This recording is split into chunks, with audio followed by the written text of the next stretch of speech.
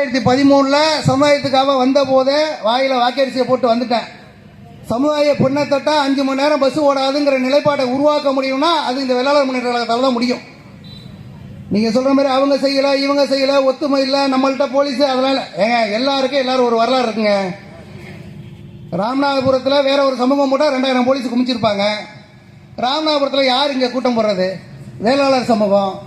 இவங்களுக்கு பண்பு நாகரிகம் உடைமை பற்று அடுத்த சாதிகளுக்கு மரியாதை நாகரிகம் இது எல்லாமே நம்ம சொல்லிக் கொடுப்போம். எல்லாரோடய பழகி இருப்போம்.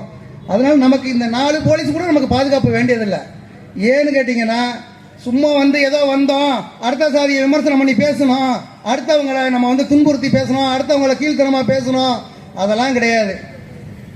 இங்க சமுதாயத்துடைய அரசியல் எழுச்சி ஒத்துமல்லன்னு பேசிக்கிட்டே இருந்தோம்னுங்க.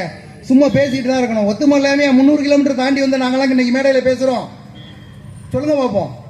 இன்றைக்கு கன்னியாகுமரியில் ஒரு பொண்ணு தாக்கப்பட்டா இன்னைக்கு டெல்டா மாவட்டத்தில் வரைக்கும் போராட்டம் நடக்குது.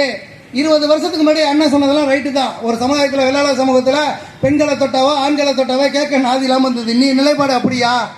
அதிமுகவிலையும் திமுகவிலையும் பாரதிய ஜனதாவிலையும் நாம் தமிழர்களையும் முடியாத ஒரு விஷயத்தை தமிழ்நாட்டில் இந்த வெள்ளாளர் முன்னேற்ற கழகத்தால் செய்ய முடியும்னு சொன்னா அதுக்கு யார் காரணம்? நிறுவன தலைவர் அண்ணா சரவணன் அவர்கள் காரணம். பல்வேறு கட்ட இளைஞர்கள் பல்வேறு கட்ட சமுதாய போராளிகள் இங்க இருக்க வேண்டியவங்க அங்க உட்கார்ந்துருக்கலாம், அங்க இருக்க வேண்டியவங்க இங்க இருக்கலாம். அதனால ஒன்றும் தப்பு கிடையாது. ஏன்னு கேட்டீங்கன்னா சில பேர் சில சூழ்நிலைகளால தன்னை முன்னிறுத்தி வர முடியாத நிலைப்பாடு, சில பேர் தன்னை சமுதாயத்துக்காக அர்ப்பணித்து வாழக்கூடிய சில இளைஞர்கள் இன்றைக்கு நம்ம தமிழ்நாடு முழுக்க அப்படிதான் சில இளைஞர்கள் வாழ்ந்துகிட்டே இருக்காங்க. எந்த இதுவும் கிடையாது, ராவு பகல் தூக்கம் கிடையாது, எந்த அரசியல் கட்சிகிட்டையும் கூணு கும்பிட போடணுங்கிற அவசியம் கிடையாது. நாளைக்கு எலெக்ஷன் முடிஞ்சாலும் எலெக்ஷன் நடந்தாலும் நடக்கணும் நமக்கு அது தேவையில்லை.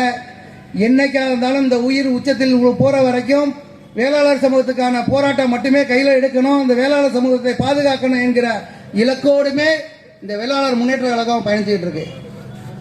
அண்ணா சொன்ன மாதிரி இன்றைக்கு ராமநாதபுரத்தில் இன்னைக்கு இவ்வளவு பெரிய கூட்டம், மகளிர் கூட்டம், இன்னைக்கு இவ்வளவு அரசியல்வாதிகள் எல்லாம் திரும்பி பார்க்கிற அளவுக்கு ஒரு பொதுக்கூட்டம் நடக்குதுன்னா இன்னுமா ஒத்துமை இல்லை? சொல்லுங்க பார்ப்போம். தமிழ்நாட்டில் தொடர்ந்து பொதுக்கூட்டம் நடத்திட்டு இருக்கோம். நம்ம பட்டுக்கோட்டையில் பொதுக்கூட்டம் நடத்துறோம், கரம்பக்குடியில் பொதுக்கூட்டம் நடத்துறோம், மன்னார்குடியில் பொதுக்கூட்டம் நடத்துறோம், திருநெல்வேலியில் பொதுக்கூட்டம் நடத்துறோம், விருதுநகரில் பொதுக்கூட்டம் நடத்துறோம். ஏதோ வேளாளர் முன்னேற்ற கழகம்னா ஏதோ மேல் பிஸ்கட் சாப்பிட்டுட்டு ரூமுக்குள்ளே உட்காந்துருக்க இயக்கமா இது? அதெல்லாம் கிடையாது.